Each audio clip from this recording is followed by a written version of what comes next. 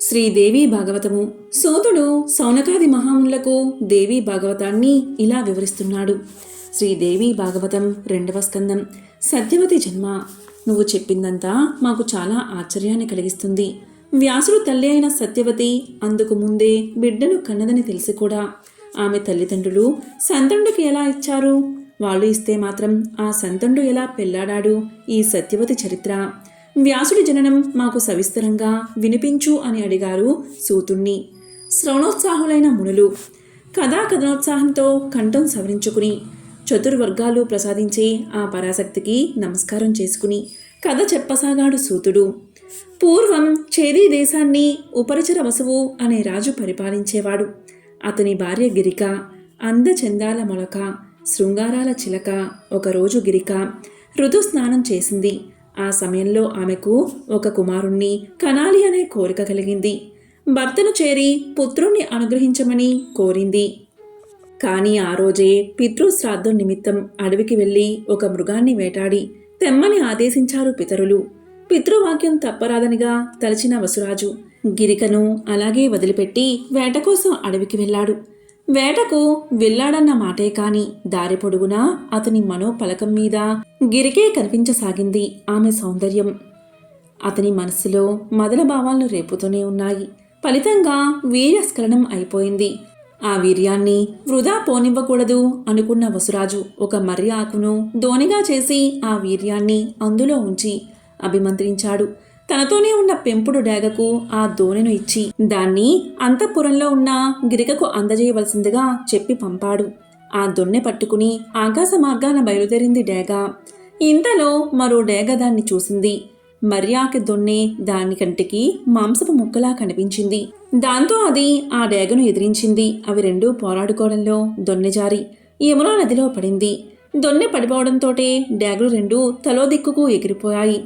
యమునలో పడిన దొన్నెలోని వీర్యాన్ని ఒక చేప మింగింది. ఆ చేప సామాన్యమైంది కాదు. ఒకప్పుడు ఆద్రిక అనే అప్సరస యమునలో జలక్రీడకు వచ్చింది. అదే సమయంలో ఒక బ్రాహ్మణ యువకుడు యమునలో నిలబడి ప్రాణాయామం చేస్తున్నాడు. ఆద్రికకి అతన్ని ఒక ఆట పట్టాలి అనిపించింది. నీళ్ళ అడుగు నుంచి కొంటెగా వెళ్ళి అతని కాలు లాగింది. బ్రాహ్మడు ఉలికిపడ్డాడు. జరిగింది తెలుసుకుని ఆగ్రహించాడు.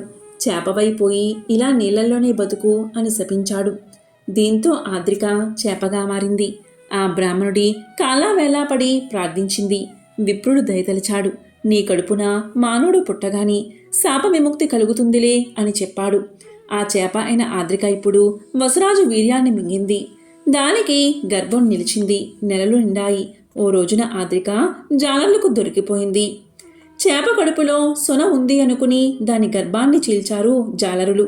తీరా చూస్తే ఆ కడుపులోంచి ఒక మగబిడ్డ ఒక ఆడబిడ్డ బయటపడ్డారు. ఆద్రికకు శాప విమోచనం అయింది. చేప కడుపున మనిషి పిల్ల ఏంట్రా అని విడ్డూర పడుతూనే ఆ జమలి బిడ్డల్ని ఎత్తుకు వెళ్ళి రాజైన ఉపచయ వసుకు సమర్పించారు జాలరులు. వసురాజు మరింత ఆశ్చర్యపోయాడు. మగబిడ్డని తాను ఉంచుకుని ఆడబిడ్డను చేపల వాళ్ళకే ఇచ్చేశాడు. జాలరులు దొర అయిన దాసరాజే ఆమెను పెంచాడు. కాళీ, మత్సోదరి, మత్స్యగంధి అనే పేర్లతో పెరిగిన ఆ పిల్ల అలవికాని అందచందాలతో వయసుకు వచ్చింది. వ్యాస జననము. ఒకనాడు దాసరాజు భోజనానికి కూర్చున్న సమయంలో పరాశరముని వచ్చాడు. పడవ మీద తన్ని యమునా నదిని దాటించవలసిందిగా కోరాడు. భోజన సమయం కావడంతో దాసరాజు మత్స్యగంధిని పిలిచి ఆ పన్ని ఆమెకు అప్పగించాడు. సరే అంది ఆమె. పరాశరుడు పడవెక్కగానే ఆమె గెడవేసింది. యమునా నది జలాల మించి గాలి చల్లగా వీస్తుంది. మంచి వయసులో పకడ్బందీగా ఉన్న అవయవాల సొంపుతో బేడిన చేపల్లాంటి కళ్ళతో మగవాళ్ళని కవ్వించడానికి పుట్టిందా అన్నట్లుగా ఉంది మత్స్యగంధి. మహామునికి ఆమె మీద మనసైంది. ఆమె చెయ్యి పట్టుకున్నాడు. ఆమె మృదు వాక్యాలతో వారించింది. పడవ తీరం చేరింది. పరాశుడు మాత్రం కామంలోనే మునిగి ఉన్నాడు. చటుక్కున వాటేసుకున్నాడు. గజగజలాడిపోయింది కాళీ. అయ్యో మునీశ్వరా, చేపలోళ్ళ పిల్లని ఒళ్ళంతా చేపల కొంపు కొడుతూ ఉంటాను. అందుకే నన్ను మత్స్యగంధి అంటారు. పరిసమాంతమైన వాళ్ళతో అయితే సుఖముంటుంది, కానీ మీకు నాతో ఏంటి అంది. ఆమె నోట్లో మాట నోట్లోనే ఉంది. తన తపోశక్తితో పరాశరుడు ఆమె నుంచి వచ్చి చేపల కంపుని మాయం చేశాడు. ఇప్పుడు ఆమె అందం ఇదివరకటి కన్నా పెరిగిపోయింది. చేపల కంపుపోయి శరీరం నుంచి కస్తూరి వాసనలు రాసాగాయి. దాదాపు యోజనం దూరం వరకు వ్యాపించే ఆ కస్తూరి వాసనల వల్ల ఆమె శరీరం పవిత్రమైపోయింది. ఇక నుంచి నువ్వు మత్స్యగంధివి కాదు, యోజన గంధివి. ఆ పేరుతోనే వర్ధిల్లు, నా కోరిక తీర్చు అన్నాడు పరాశరుడు. తాను అలా మారిపోవడం ఆమెకు ఆనందం కలిగించింది. కానీ కన్నె కదా, అందుకే ఇలా అంది.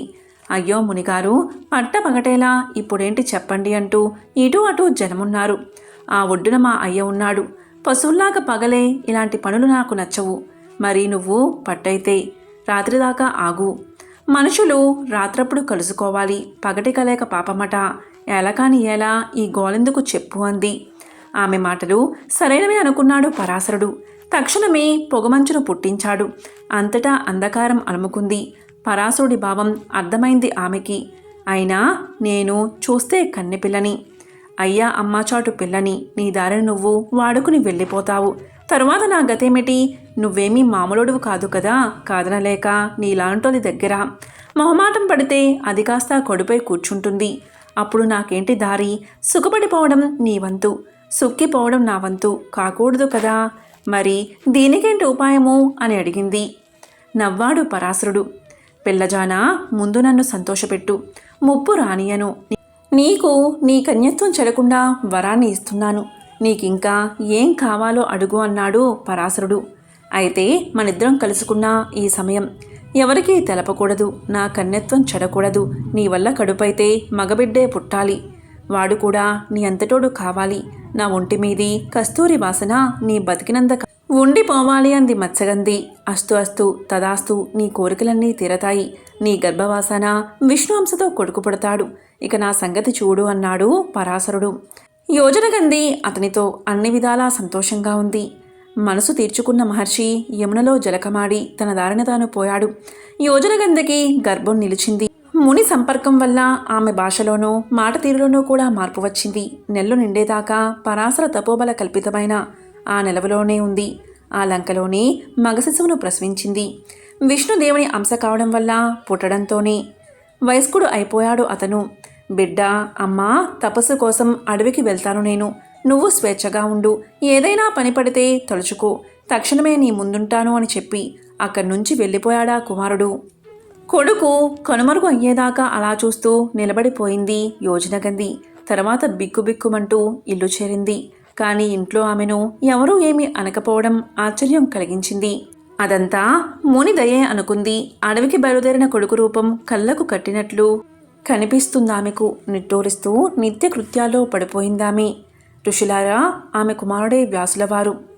ద్వీపంలో పుట్టడం వల్ల ఆయన పేరు ద్వైపాయనుడు అయ్యింది. కృష్ణవరుడు కావడం చేత కృష్ణదైపాయనుడు అంటారు. వేదాలను విభజించడం వల్ల వ్యాసుడన్నారు. గొప్ప తపస్సు చేశాడాయన. అలా యోజనగంధి గర్భవాసాన పరాశర వీర్యంతో జన్మించిన ఆయన పురాణ సంహితలు రాశాడు, మహాభారతం రాశాడు. పైలుడు, జైమిని, అసితుడు, వైశంపాయనుడు, శ్రీశుకుడు, నేను ఆయన శిష్యులం. ఈ వ్యాస జనన కథ విడ్డూరమైనది, శుభప్రదమైనది. శృతిజ్ఞానం కలిగిన మనిషి ఈ కథను వింటే అన్ని పాపాలు దుర్గతులు నశిస్తాయి, సమస్త సుఖాలు కూరతాయి. ఈ విధంగా గురువైన సూతుడు సౌనకాది మహామునులకు శ్రీదేవి భాగవతాన్ని వివరిస్తున్నాడు. ఓం శ్రీ మాత్రే నమః.